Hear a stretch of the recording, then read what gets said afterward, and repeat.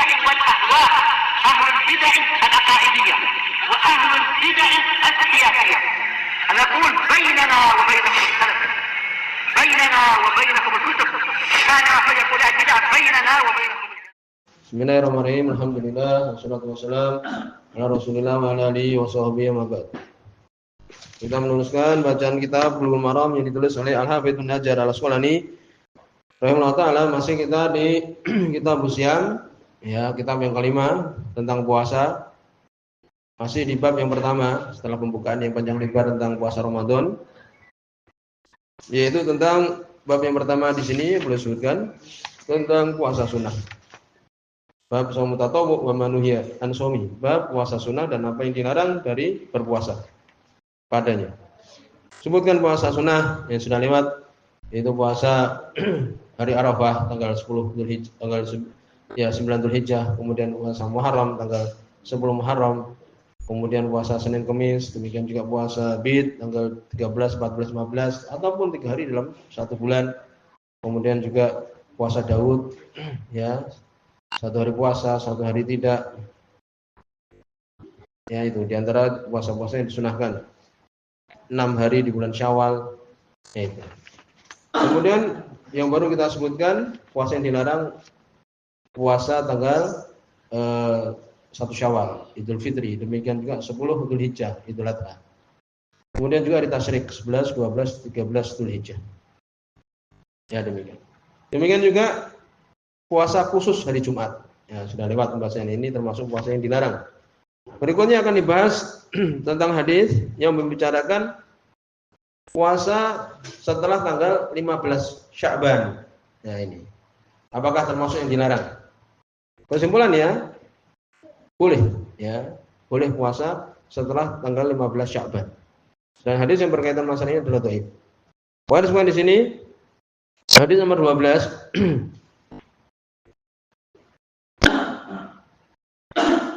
Dan ini hadis yang ke-642.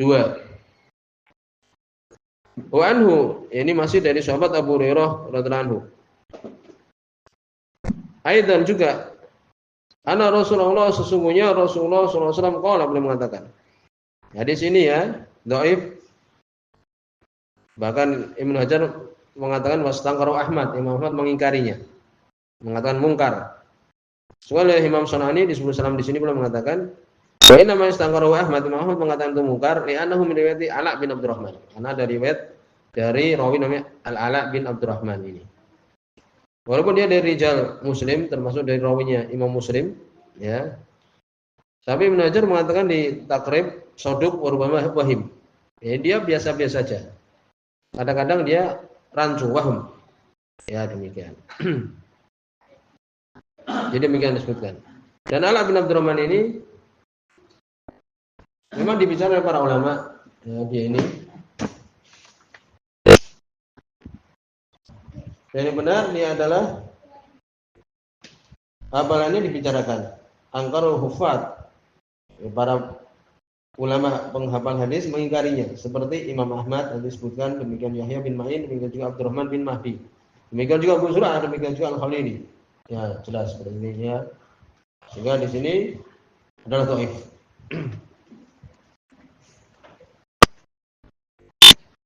Nanti yang dijelaskan dari makna juga. Dari makna juga menyelisih. Nabi SAW beliau paling banyak puasa di bulan Sya'ban. Dengan di sini disebutkan apabila sudah pertengahan Sya'ban tidak puasa. Ini kan berarti mengingkari hadis yang sahih, kan itu.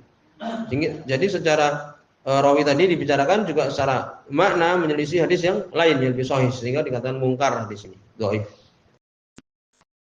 Qala dari Rasulullah SAW beliau mengatakan idan tasafa Sya'ban, apabila di pertengahan Sya'ban kan sebelum Ramadan ya, ini tanggal 16. Fala tasumu, maka jangan kalian berpuasa. Lam ini lam nahi. Jangan kalian berpuasa. Rawal khamsah meriwayatkan 5. Jadi Imam Ahmad, Abu Dawud, Tirmidzi, Ibnu Majah dan Nasa'i. Wastaqaru Ahmad, Imam Ahmad mengingkarinya, mengatakan mungkar. Demikian juga lemak tadi yang kita sebutkan. Yaitu maka dalam permasalahan ini memang terjadi perselisihan setelah ulama tentang puasa setelah tanggal 15 Sya'ban. Kesimpulan adalah bahkan mustahab. Kesimpulan adalah disukai puasa setelah Sya'ban. Setelah apa? Pertengahan Sya'ban. Mandub, ini ucapan jumhur. Sebagaimana hadis Aisyah yang telah lewat, ya, bahwa ya, riwayat Imam Abu Daud. Demikian juga hadis Ummu Salamah. Ini sudah sebagai dalil yang untuk membantah yang mengatakan tidak boleh, yaitu.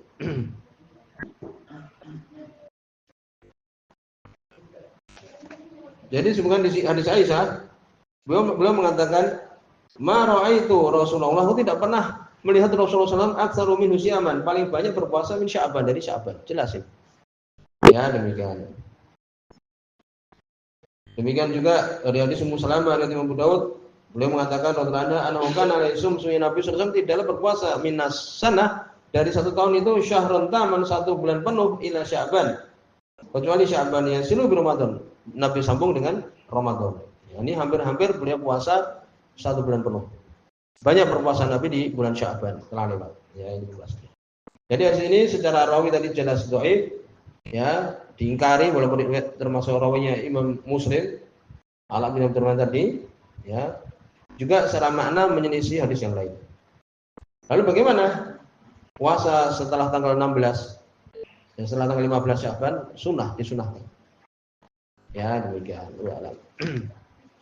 Selesai ini tentang puasa di bulan Sya'ban, pertengahan Sya'ban, tidak ada keraguan bahwa itu adalah disukai. Bukan malah tidak diperbolehkan. Ya, karena berbahaya kalau kemudian mengatakan tidak boleh setelah tanggal 15 Sya'ban berpuasa, ini malah salah. Sehingga kita sebutkan bahwa bahkan disunahkan puasa setelah tanggal 15 ya Sya'ban.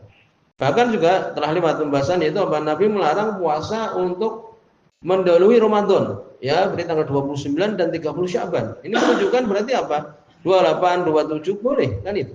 Yang dilarang itu apabila mendekati Ramadan, tanggal 29 atau 30, yaitu hari Syak, hari ragu-ragu. Nah, ini jelas juga menguatkan bahwa hadis yang kita baca ini tadi adalah dhaif.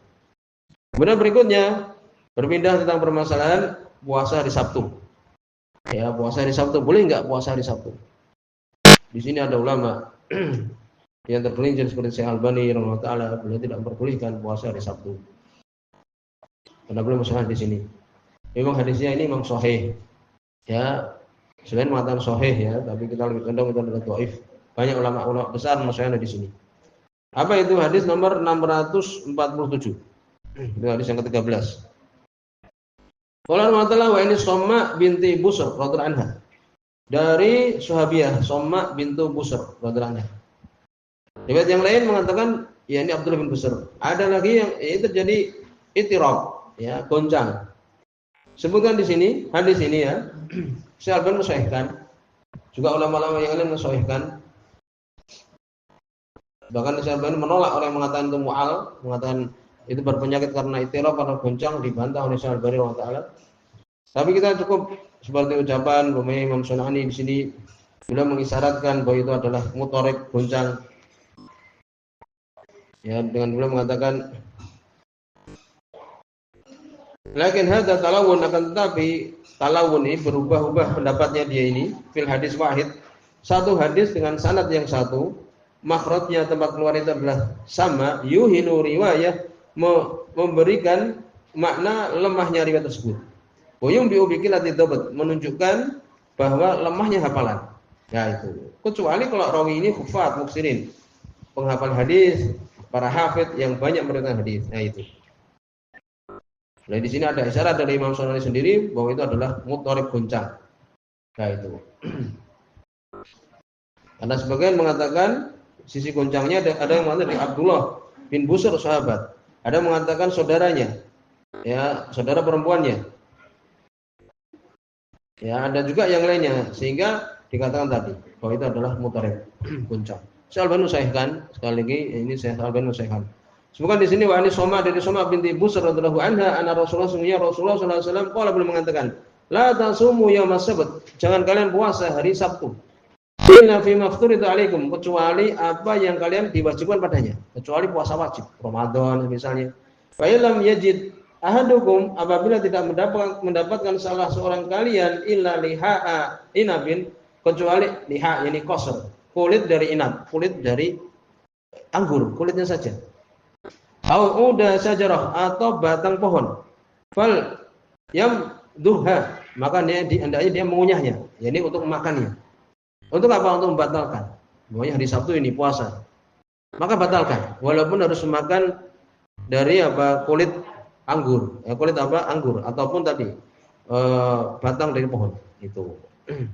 Rawal Khamsah meriwayatkannya yang 5. Dawud, Tirmidzi, Ibnu Majah, Nasai dan Imam Ahmad. Wa rijalu thiqat, rijal-rijalnya adalah terpercaya.